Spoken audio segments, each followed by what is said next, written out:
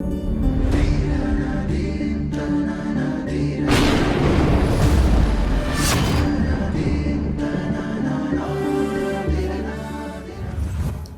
ಗುರುಭ್ಯೋ ನಮಃ. ನಾವು ನಿಮ್ಮ ಸಾಗರ್ ಗುರೂಜಿ.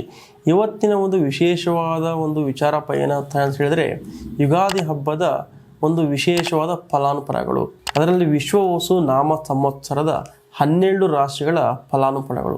ವಿಶೇಷವಾಗಿ ಕನ್ಯಾ ರಾಶಿಯ ಬಗ್ಗೆ ಹೇಳೋದಾದರೆ ಈ ಒಂದು ರಾಶಿಯ ಉತ್ತರ ಮತ್ತು ಹಸ್ತ ಮತ್ತು ಚಿತ್ತ ನಕ್ಷತ್ರಗಳವರಿಗೆ ಈ ಒಂದು ರಾಶಿಯು ಒಂದು ವಿಶಿಷ್ಟವಾಗಿ ಒಂದು ಫಲಾನುಫಲಗಳನ್ನು ನೋಡ್ಬೋದು.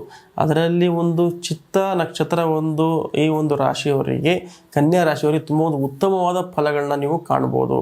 ಅಂದರೆ ಈ ಒಂದು ರಾಶಿಯ ಹೆಂಡತಿಯರಿಂದ ಪತ್ನಿಯಿಂದ ಪತಿಗೆ ಒಂದು ಶುಭವಾದ ಕಾಲ ಅಂತ ಹೇಳ್ಬೋದು.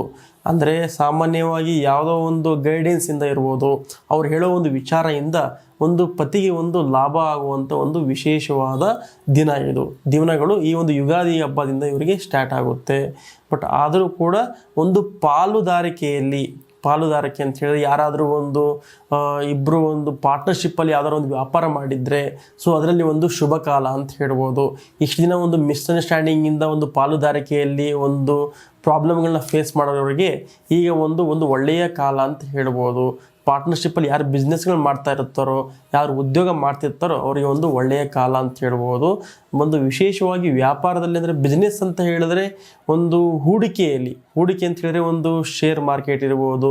ಈ ಥರ ಯಾರು ಕನ್ಯಾ ರಾಶಿಯಲ್ಲಿ ಇರ್ತಾರೋ ಅಂಥವ್ರಿಗೆ ಒಂದು ಒಳ್ಳೆಯ ದಿನ ಅಂತ ಹೇಳ್ಬೋದು. ಹೂಡಿಕೆ ಮಾಡೋದ್ರಿಂದ ಸಾಕಷ್ಟು ಲಾಭಗಳನ್ನ ಇವರು ಕಾಡ್ತಾ ಇರ್ತಾರೆ.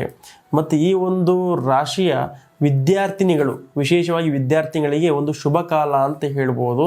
ಅವರು ಯಾವುದೇ ಬೇರೆ ದೇಶಕ್ಕೆ ಹೋಗಿ ಉದ್ಯೋಗ ಮಾಡ್ಬೇಕು ಅಂದ್ಕೊಂಡಿರ್ತಾರೋ ಅಥವಾ ಯಾವುದೋ ಒಂದು ಪ್ರಾಬ್ಲಮ್ಗಳನ್ನು ಫೇಸ್ ಮಾಡ್ತಾರೆ, ವೀಸಾ ಪ್ರಾಬ್ಲಮ್ ಇರ್ಬೋದು, ಇನ್ನೊಂದು ಬೇರೆ ಕಂಟ್ರಿಗೆ ಪ್ರಾಬ್ಲಮ್ ಫೈನಾನ್ಷಿಯಲ್ ಪ್ರಾಬ್ಲಮ್ ಫೇಸ್ ಮಾಡ್ತಿರ್ತಾರೋ ಅಂಥವ್ರಿಗೆ ಒಳ್ಳೆಯ ಕಾಲ ಅಂತ ಹೇಳ್ಬೋದು. ಅತಿ ಶೀಘ್ರವಾಗಿ ಅದು ಕೂಡ ಇವರಿಗೆ ಫಲಾನುಫಲಗಳನ್ನ ಕೊಡ್ತಾ ಇರುತ್ತೆ. ಈ ಯುಗಾದಿ ಹಬ್ಬದ ನಂತರ ಮೇ ತಿಂಗಳಾದ ನಂತರ ಒಳ್ಳೆಯ ಕಾಲ ಅಂತ ಹೇಳ್ಬೋದು. ಮತ್ತು ಈ ಕನ್ಯಾ ರಾಶಿಯ ತಂದೆ ತಾಯಿಯವರಿಗೆ ಪುತ್ರಿಯರಿಂದ ಶುಭ ವಾರ್ತೆಗಳು ಕೂಡ ಬರ್ತಾ ಇರುತ್ತೆ. ಮತ್ತು ವಾಹನ ಯಾರು ಇಷ್ಟು ದಿನ ಖರೀದಿ ಅನ್ಕೊಂಡ್ಬಿಡ್ತಾರೋ ಮತ್ತು ಯಾವುದು ಮನೆ ಕಟ್ಟಬೇಕು ಅಂದ್ಕೊಂಡಿರ್ತಾರೋ ಅಂಥವ್ರಿಗೆ ರಾಜಯೋಗ ಅಂತಲೇ ಹೇಳ್ಬೋದು.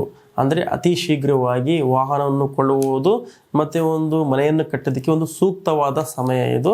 ಆದಷ್ಟು ಬೇಗ ಈ ಮೇ ತಿಂಗಳು ಆದ ನಂತರ ಯಾವಾಗ ಸ್ಟಾರ್ಟ್ ಮಾಡ್ತಾರೋ ತುಂಬ ಒಳ್ಳೆಯ ಕಾಲ ಅಂತ ಹೇಳ್ಬೋದು. ಆದಷ್ಟು ಬೇಗ ಒಳ್ಳೆಯದಾಗುತ್ತೆ.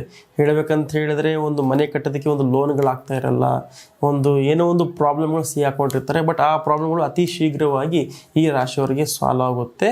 ಮತ್ತು ಏನಂತ ಹೇಳಿದ್ರೆ ಸ್ವಲ್ಪ ಬಂಧು ಮಿತ್ರರಿಂದ ಅಂದರೆ ಯಾರು ಅಣ್ಣ ತಮ್ಮ ಅವರಿಂದ ಸ್ವಲ್ಪ ಕಲಹ ಗಲಾಟೆಗಳು ಸ್ಟಾರ್ಟ್ ಆಗ್ತಾ ಇರುತ್ತೆ. ಅಂದರೆ ಫ್ಯಾಮಿಲಿಯಲ್ಲಿ ಸ್ವಲ್ಪ ಸಮಾಧಾನದಿಂದ ನಡೆಯನ್ನು ಮುಂದಿಡಿದ್ರೆ ಒಳ್ಳೆಯದಂತ ಕಾಣುತ್ತೆ ಈ ಕನ್ಯಾ ರಾಶಿಯವರಿಗೆ.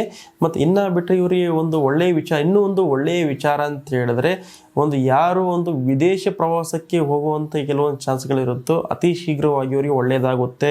ಮತ್ತು ಸರ್ಕಾರಿ ನೌಕರಿಗಳಿಗೆ ಸಾಮಾನ್ಯ ವರ್ಗದ ಜನರಿಂದ ಇವರಿಗೆ ಸ್ವಲ್ಪ ಹೆಚ್ಚಿನ ಪ್ರಮಾಣದ ಲಾಭವನ್ನು ಕಾಣ್ತಾ ಇರ್ತಾರೆ. ಅಂದರೆ ಎಷ್ಟೋ ಜನಕ್ಕೆ ಟ್ರಾನ್ಸ್ಫರ್ ಆಗದೆ ಅಥವಾ ಬಡ್ತಿ ಇಗದೆ ಒದ್ದಾಡ್ತಿರ್ತಾರೋ ಅಂಥವ್ರಿಗೆ ಸೂಕ್ತವಾದ ಸಮಯ ಅಂತ ಹೇಳುವುದು ಈ ಕನ್ಯಾ ರಾಶಿಯವರಿಗೆ.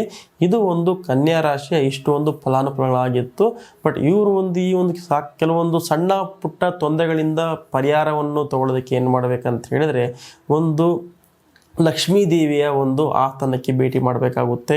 ಮಂಗಳವಾರ ಮತ್ತು ಶುಕ್ರವಾರ ಲಕ್ಷ್ಮೀ ಸ್ತೋತ್ರವನ್ನು ಹೇಳೋದ್ರಿಂದ ಇವರಿಗೆ ಸೂಕ್ತವಾದ ಸಮಯಗಳು, ಸೂಕ್ತವಾದ ಟೈಮಲ್ಲಿ ಇವರಿಗೆ ಸಿಗ್ತಾ ಕಾಣುತ್ತೆ.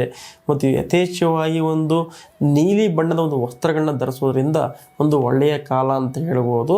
ಇವರು ಶುಭ ಸಂಖ್ಯೆ ಅಂತ ಹೇಳಿದ್ರೆ 4 ಮತ್ತು 6. ಈ ಸಂಖ್ಯೆಗಳಿಂದ ಯಾವುದೇ ವ್ಯಾಪಾರ ಇರ್ಬೋದು, ಉದ್ಯೋಗ ಇರ್ಬೋದು, ಏಳಿಗೆ ಒಂದು ನಂಬರಿಂದ ಯೂಸ್ ಮಾಡ್ಕೊಂಡು ಮಾಡಿದ್ರೆ ಖಂಡಿತ ಒಳ್ಳೆಯದಾಗುತ್ತೆ. ಇದು ಕನ್ಯಾ ರಾಶಿಯ ಶುಭಾನುಫಲಗಳು. ಮತ್ತೊಮ್ಮೆ ನಿಮಗೆ ಯುಗಾದಿ ಹಬ್ಬದ ಶುಭಾಶಯಗಳು. ಒಳ್ಳೆಯದಾಗಲಿ.